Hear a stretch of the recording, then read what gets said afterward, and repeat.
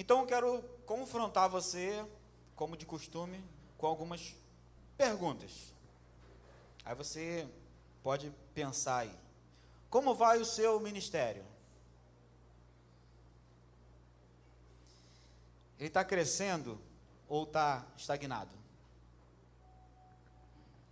Qual o nível de importância você tem dado a ele? Você tem servido à igreja e aos outros com o seu ministério? Com essas 4 perguntas, é possível avaliar o meu nível de comprometimento com o reino de Deus. Você foi chamado para servir a Deus. E agora você precisa pegar o dom que Deus te deu, ou os dons, e trabalhar com eles. E isso precisa ser de forma progressiva, tem que ser crescente.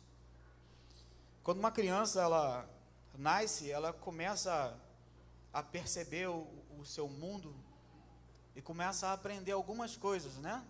Falar, andar, comer. E ela, desde então, ela não para de crescer e desenvolver, ela vai se desenvolvendo. Ela precisa disso, tem que fazer isso. E nós, como pessoas que pertencem a um reino, somos chamados para crescer, para desenvolver, não para ficar parados na mesma situação em que nós nascemos, porque você nasceu de novo, amém? Deus falou para nós, Jesus falou para nós, que se a gente aceitasse Ele, a gente seria uma nova criatura, e que tudo do passado ficaria para trás, e que tudo a partir de agora seria novo. E essa novidade de vida, ela não é só no momento da conversão, ou do batismo, ela prossegue, ela persegue a nossa vida toda. Então, nós estamos vivendo novo a todo momento. Deus nos proporciona viver coisas novas. Então, certamente você tem a sua experiência com Deus, a sua experiência de vida, a sua experiência ministerial, mas você precisa viver sempre algo novo. Nós não sabemos tudo. Por mais que a gente participe de treinamentos, por mais que a gente aprenda coisas novas uns com os outros, a gente precisa buscar sempre o aperfeiçoamento. Isso em toda a área da nossa vida. Todas as áreas. Né?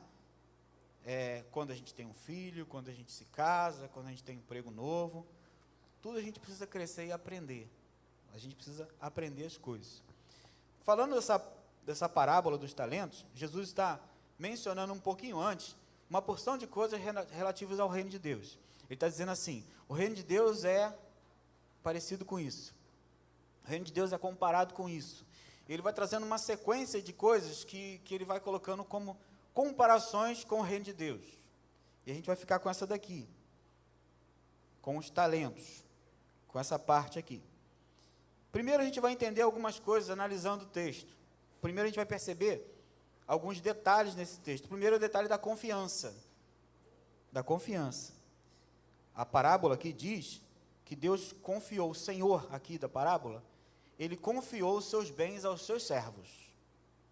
Confiou. Isso é confiança.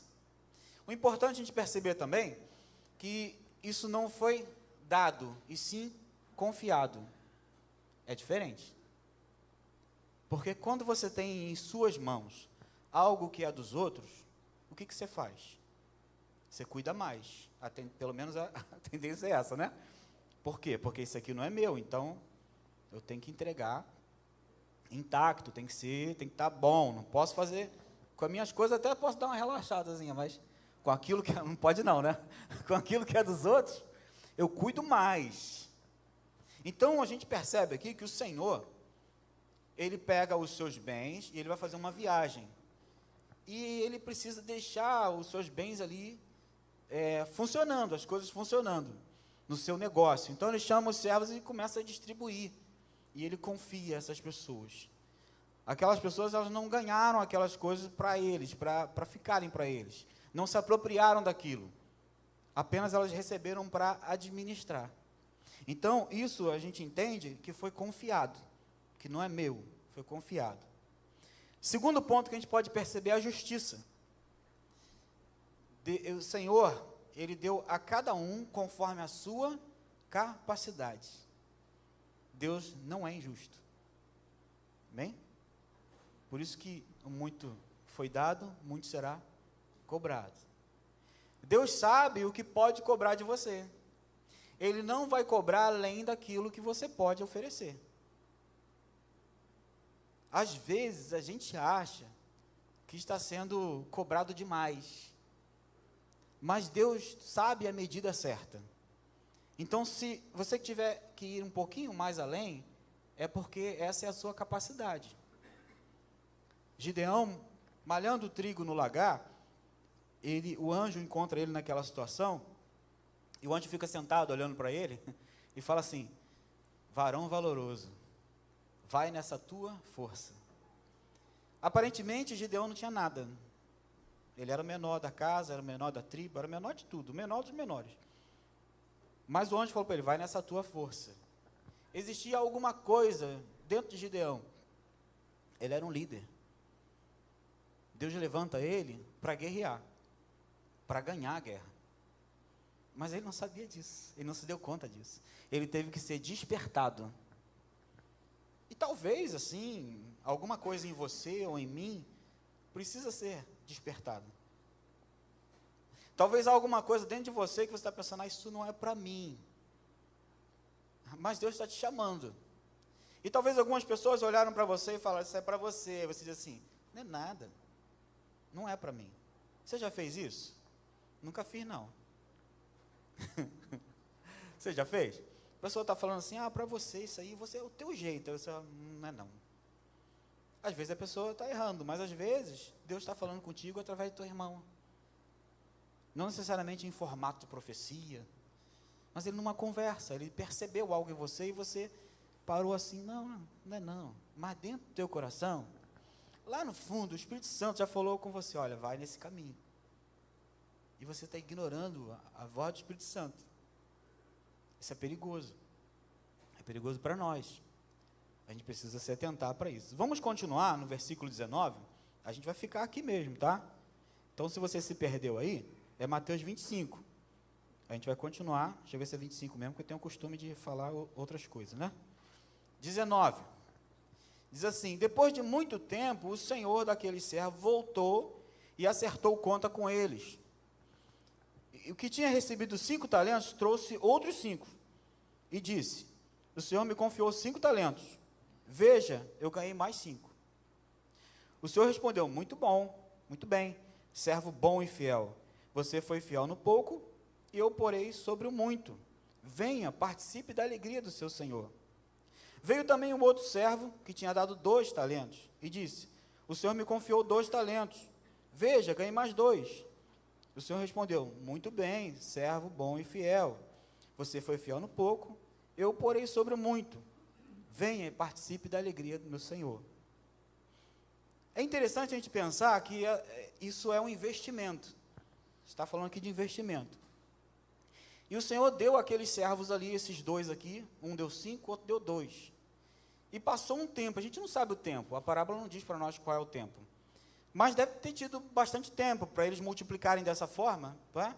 Eu acredito que foi um tempo razoável para eles fazerem isso. Então, eles, com alegria, eles vieram: olha, você me deu 5, eu estou entregando 10. Você me deu 12, eu estou entregando 4. Eu estou entregando o dobro. Eles, com muita alegria, devolveram ao Senhor. E o Senhor tem uma palavra para eles. Ele diz assim: servo bom e fiel. Você foi fiel no pouco e sobre o muito. Eu confiei pouca coisa a você, mas eu vou te colocar sobre o muito.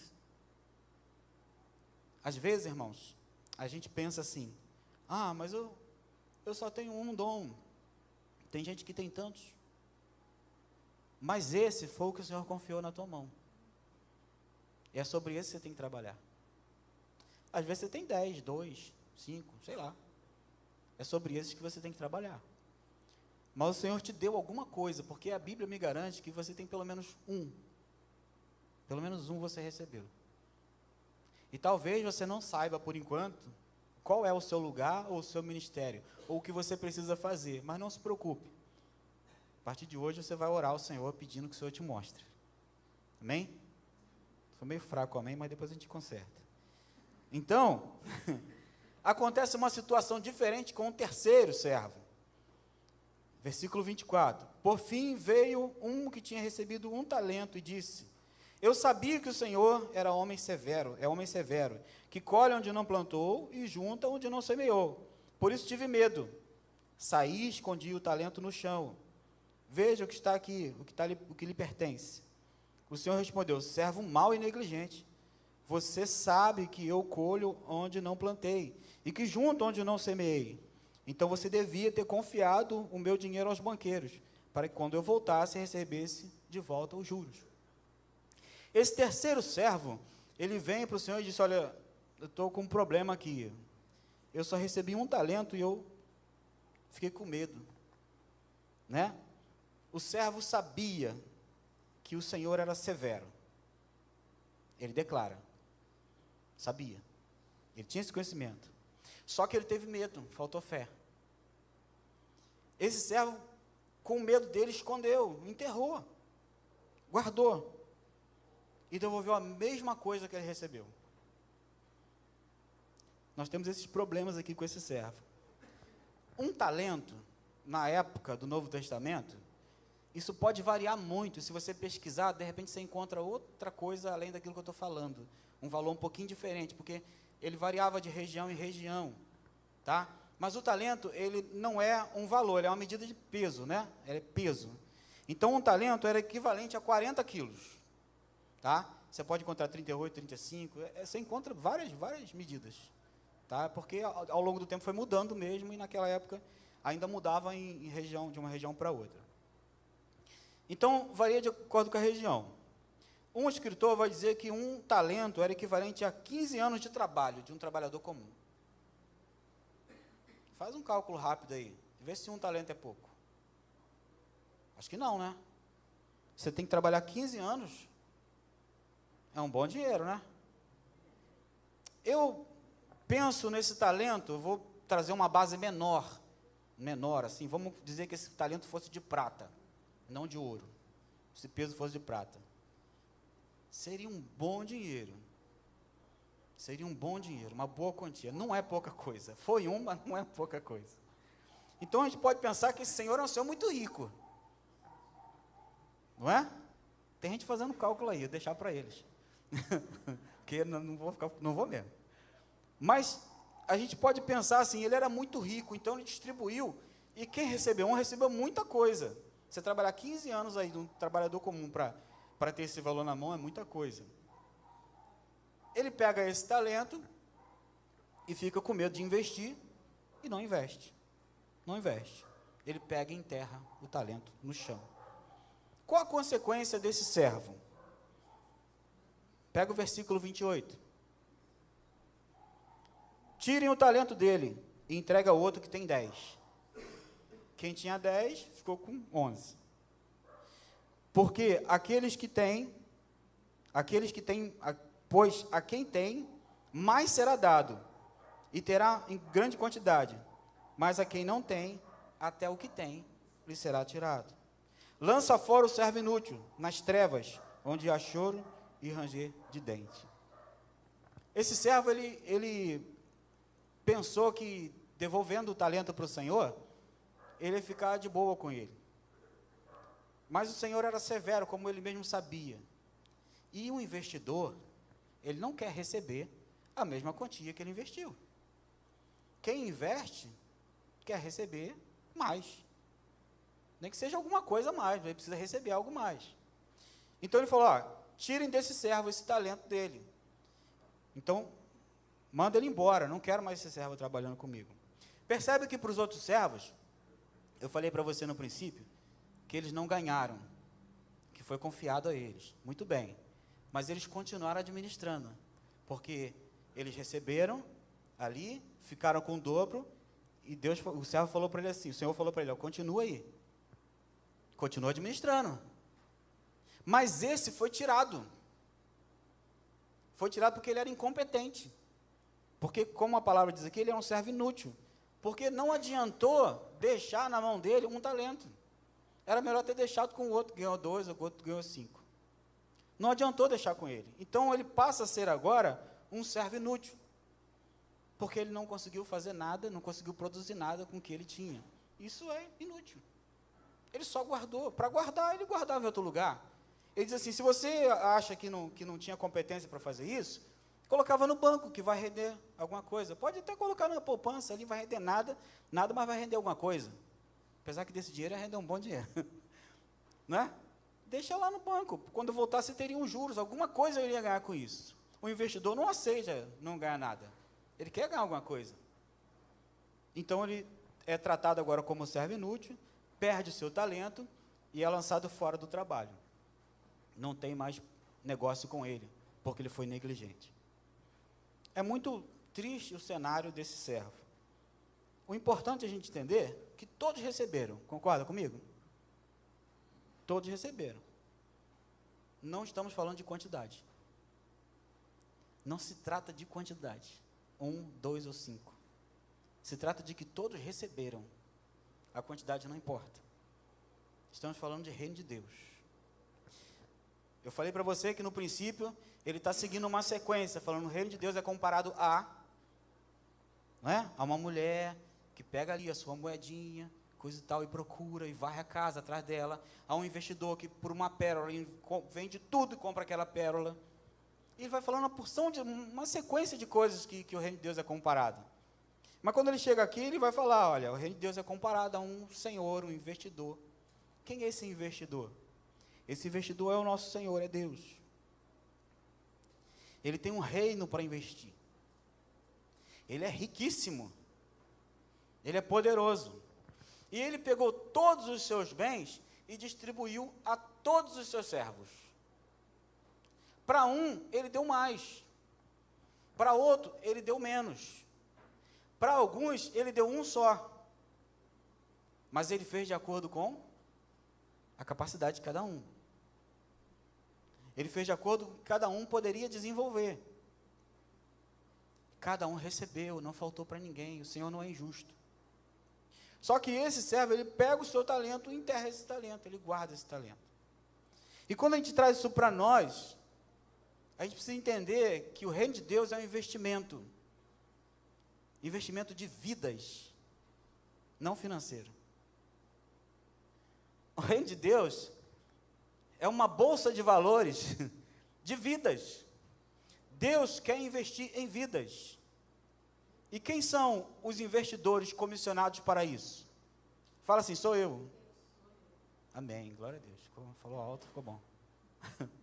Sou eu um dos investidores. Quantos talentos Deus deu para mim? Deus me deu alguns.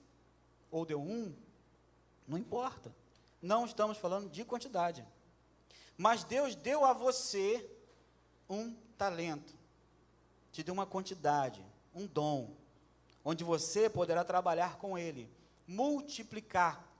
Repara que esses dois, eles duplicaram. Voltaram com a quantia duplicada. Eu acho que era o mínimo que esperava, né? Deus deu para você um dom, um ministério. Algo que você precisa fazer no reino de Deus. E você precisa multiplicar. E é interessante a gente entender que o Senhor é severo. Esse severo aqui é porque ele não está brincando. O que é dele, ele cuida. O que ele investe precisa ter retorno. E se não está dando retorno, tem alguma coisa errada. Ou você não está entendendo o que você precisa fazer, ou você está sendo negligente. Eu prefiro entender que você não está entendendo. Prefiro entender, prefiro ficar com essa parte, de que você não está entendendo, e que você vai entender hoje. Amém? Deus deu a nós uma parte do seu bem, para que você pudesse investir na vida do seu irmão, na vida daquele que está lá fora, na sua igreja, na sua casa, nos lugares aonde você está, com quem você fala, com os seus amigos, no seu trabalho. Deus te deu algo para você administrar.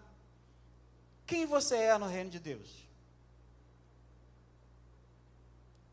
Ah, eu toco. Amém. Você ajuda na igreja. Parabéns para você. Muito bom. Mas não se trata disso. Não se trata somente disso.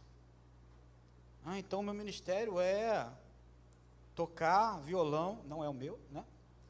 Os irmãos que tiveram aqui na semana passada puderam presenciar que não é o meu, né? E eu vou tocar a vida inteira. É só isso? Não. Do seu violão tem que sair uma unção em cada nota. Você precisa se aperfeiçoar, você precisa melhorar, você precisa tocar para alguém. Você precisa tocar em alguém. Não pode ficar só aqui. O seu ministério precisa ter uma visão muito mais ampla do que esse mundo pequeno aqui, nosso. Entenda que eu estou falando de mundo pequeno, não estou menosprezando. É claro que não, isso é de grande valia o que você faz aqui. É muito importante e é fundamental você estar aqui hoje, fazendo o que você faz. E continue fazendo, que a gente precisa de você. Mas você precisa entender que com isso que você faz, Deus quer te usar além daqui. Fora daqui. Você precisa entender que a sua missão ela não está presa somente no sábado, ou no domingo à noite, ou num dia de culto. Que existe algo que você precisa fazer lá fora. E que vai haver um dia em que o Senhor, Ele vem cobrar isso de você.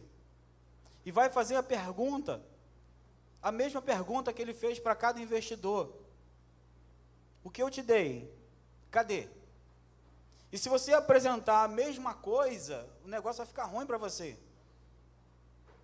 Vai ficar estreito para você. Se nós pegarmos e apresentarmos ao Senhor, eu tive medo, sabe? Eu peguei, meu talento era tão pequenininho, que eu não multipliquei ele. Porque, sabe, eu não tinha espaço na igreja. Porque ninguém me chamava para fazer nada. Porque, sabe, não tinha condições de fazer. Então, a culpa é das pessoas da igreja. Não é minha. Aí o Senhor vai falar para você, não é isso. Não é disso que eu estou falando para você. Não estou falando sobre igreja. Igreja é consequência, irmão. Igreja aqui é o que a gente está fazendo hoje. É consequência. A gente tem que trabalhar na igreja. Muito mais, você precisa desenvolver o seu ministério na vida de cada pessoa. Você precisa crescer no teu ministério. Esse dom que você recebeu de Deus precisa ser multiplicado. Você precisa investir com toda a tua força nesse ministério. Você não investe nas coisas lá de fora? Hein? Você não se capacita? Você não busca melhorar? Você quer um bom emprego?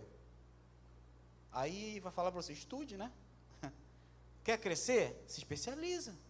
Você quer ser um excelente mecânico? Se aprofunda. Estuda. Você quer ser melhor no que você faz? Estude. Mas quando a gente volta para a igreja, há um terrível pensamento dizendo assim, tá bom o que eu faço. Até aqui, tá bom, não precisa mais. Né? Porque o Senhor aceita a minha oferta. O Senhor aceita o que eu faço, é muito bom. Está agradando todo mundo feliz comigo. Não é isso que Deus quer de nós. Deus quer o seu melhor. Deus quer a sua prioridade. Ele quer a sua vida. Ele está te vendo como investidor. Ele está te vendo como alguém que Ele pode confiar nas tuas mãos alguma coisa. E isso precisa ser multiplicado, precisa ser trabalhado. Porque a gente tem um pensamento de que as coisas só acontecem aqui na igreja. Já falei isso algumas vezes, né? De que as coisas só acontecem aqui, nesse púlpito. Mas lá fora você tem uma semana inteira. Tem pessoas que estão esperando a sua visita na casa delas. E você está esperando uma ação do Ministério de Proclamação. Aí o Ministério de Proclamação não vai. Por uma porção de motivos. Né? A gente anda muito agitado com muita coisa, né? Nunca vi tanta coisa para fazer, né? E não consegue. Aí o líder não consegue, às vezes. Aí você fala, o Ministério de Proclamação não foi? Não vou, eu estou livre dessa culpa. Não está, não. A sua parte, quem tem que fazer é você. Porque o Senhor, Ele tem te chamado para isso. Você não pode ficar na dependência do outro para fazer algo. Mas nós queremos cobrar dos outros ações que deveriam ser nossas, que nós deveríamos ter feito primeiro. Aliás, muitas vezes nós só queremos cobrar. Mas quando depende de nós, a gente consegue arrumar uma porção de desculpas, né? Moisés, ele é chamado, Senhor, eu não sei falar, eu vou te ensinar a falar. Senhor, eu tenho dificuldade, eu coloco Arão para falar para você. Senhor, mas não dá não, Senhor. Não, rapaz, vai. Até que Deus chama para ele e fala assim, cara, quem fez a boca do homem? Não fui eu? Então vai que eu estou te mandando. Acabou a história. Então Deus teve que tomar uma posição radical com Moisés, porque Moisés ainda estava arrumando, cercando-se de muitas desculpas. E igual a Moisés é você e sou eu, é a mesma coisa. Não sou melhor do que você, a gente é tudo igual. Tudo farinha no mesmo saco. Né? E aí, Deus chama a gente e fica, mas eu não posso tocar disso, Senhor, mas eu boto alguém com você. Eu não posso tocar disso, não, mas eu providencio esse recurso. Eu não vou por causa disso, não, mas eu dou um jeito, eu tenho um plano para isso também. Mas nisso que você já pensou, eu já pensei, já arrumei uma solução. Aí Deus tem que chamar você e falar assim, rapaz, estou mandando você ir. Para de palhaçada, vai embora. Para de bobeira, vai embora, cara. Acorda. Porque você não pode depender do seu marido, da sua esposa, do seu filho, do seu pastor, do seu líder. Você precisa depender de Deus. Você não pode esperar pelas ações, muito embora você precise participar delas, mas você não pode ficar se alimentando disso. Você nasceu para frutificar. Você não nasceu para ser dependente. Você nasceu para ser interdependente. Depender uns dos outros. Mas você não pode ficar agarrado nisso e pensando, minha igreja não faz isso, então eu não faço. Mas você tem um ministério, tem um chamado, e Deus está falando para você, vai e faça. Não, mas não posso. Deus está chamando você. Quantas vidas estão precisando de cura? Quantos daqueles que estão no nosso meio são nossos? Pessoas que estão na nossa casa, na nossa congregação, estão hoje precisando de ajuda. E você, com toda a saúde que você tem, com todo o entendimento que você tem, você não consegue pular daqui para lá para resolver. Você não consegue abrir essas portas e sair para resolver. Por que não fazemos isso, irmãos? O que nos impede é o medo. Deus vai providenciar. Eu achei bastante interessante a lição de hoje. Josafá, nada a ver. Ezequias, ele recebe a informação de um exército poderoso. A primeira atitude dele é de humilhação. A segunda atitude é procurar quem ele deveria procurar. Os sacerdotes, né? O profeta, sacerdote. Logo que ele procura o profeta, tem uma profecia para ele, já pronta. Fala assim, não se preocupa com isso não. Eu vou destruir eles. Quando Ezequias entendeu, ele volta para casa e vai resolver outras coisas, que não são de guerra. O que ele faz da guerra é tampar as fontes. Ele vai arrumar o arqueduto para resolver o plano de alimentação da cidade dele, né? Vai resolver aquilo ali. Mas com guerra você não vê ele falando, prepara o exército, faz isso, prepara a arma. Ele não está preocupado mais com isso, porque o Senhor já falou com ele. O Senhor já falou para ele, vai, descansa, faz outra coisa, vai fazer outra coisa para distrair tua mente. Ele vai lá e resolve outras coisas. Porque ele já entendeu que o Senhor chamou ele. Porque ele já entendeu que a guerra está na mão de Deus. Eu quero dizer uma coisa para você. A tua guerra está na mão de Deus. E talvez se você fosse procurar Deus, a resposta seria a mesma que ele deu para Ezequias. Não se preocupa com isso não. Eu vou destruir todo mundo. Eu vou acabar com o teu problema. Porque Deus está trabalhando na tua vida enquanto você trabalha na vida dos outros. Sabe? Enquanto você se dedica ao ministério, a tua casa está sendo cuidada pelo próprio Deus. Como a lição de hoje. Enquanto você está desenvolvendo a tua vida, não se preocupa, Deus está investindo naquilo que você tem. Ele está cuidando daquilo que é seu. Essas preocupações são secundárias, porque não é você que está cuidando. Você até cuida, porque você tem que cuidar. Mas você sabe que existe alguém acima de você, um Deus poderoso, que é mais do que você, e que pode cuidar melhor da sua casa. Então isso é secundário. E quando eu estou te falando de ministério, não entenda que eu estou te chamando para pregar na igreja, para trabalhar aqui, não. Se você vier, vai ser bem-vindo. A gente até incentiva alguns, né, a fazer alguma coisa na casa do Senhor. Mas não estou falando disso, porque parece que a nossa mente está atrelada, ministério a cargo. Parece que existe uma tradição em nós que diz assim, não, mas eu não tenho cargo, eu não tenho ministério. Isso é mentira. Isso não tem nada a ver. Mas nada a ver mesmo. Só como a gente está acostumado pela tradição, alguém pergunta para você assim, você é crente? Eu sou crente. Poxa, que legal. O que você faz na igreja? Nada não. Não fui chamado? Que resposta é essa? Você tem que dizer para essa pessoa, não, eu sou um intercessor. Eu sou um evangelista. Eu sou um pregador. Mas você não prega na tua igreja, mas eu prego lá fora. Eu sou um líder. Mas você não lidera na tua igreja, mas eu lidero a minha casa. Eu lidero os meus amigos. Eu lidero no meu trabalho. Eu não tenho a função ali no papel, mas Deus me chamou para liderar pessoas. E eu faço isso para a glória de Deus. Eu ensino. Mas você não tem cargo de ministério de ensino? Mas Deus me chamou para me ensinar, então eu sento com as pessoas e eu ensino a elas. Eu sou um conselheiro. Eu hospedo pessoas na minha casa, eu converso com elas. Eu levo as pessoas de carro para casa depois do culto. Entendeu? Você tem um chamado. Você precisa se identificar, entender. E para a gente fechar, né? Está faltando um pouco ali. Se você sabe qual é o seu dom, você não tem muita coisa para falar para você. Você precisa se aperfeiçoar. Amém? Se você identificou, tem certeza disso, se você entendeu isso, você precisa se aperfeiçoar. Lembra que o Senhor é severo? Não é? O reino de Deus não é brincadeira não, irmãos. A gente precisa trabalhar. Agora, se você não sabe, talvez você esteja assim, meu Deus, eu não sei, agora eu estou preocupado. Não fique preocupado. Sabe? Quem tem que se preocupar é aquele que sabe. Se você não sabe, você precisa se envolver. Você precisa trabalhar. Você precisa estar presente. Você precisa orar. Você precisa pedir discernimento. Senhor, eu não sei, me mostra. E como é que a gente faz isso? Sentado no sofá em casa? Não. É se envolvendo.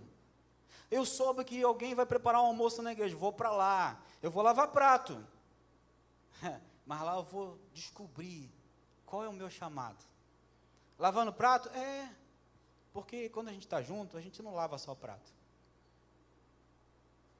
Seja para trabalhar, seja para se divertir, Deus está movendo as coisas onde Ele está. E não importa se você está varrendo o chão, se está lavando prato, servindo comida, palestrando, ou na portaria, ou fazendo qualquer outra coisa. Se você estiver envolvido com a obra de Deus, é muito mais fácil você perceber o teu chamado. Porque Deus vai te mostrar, alguém para te ajudar, e você vai chegar lá. Então, a única preocupação sua, de você que não sabe, é se envolver e buscar, para que Deus te mostre. Quando eu vou descobrir? Não tem problema.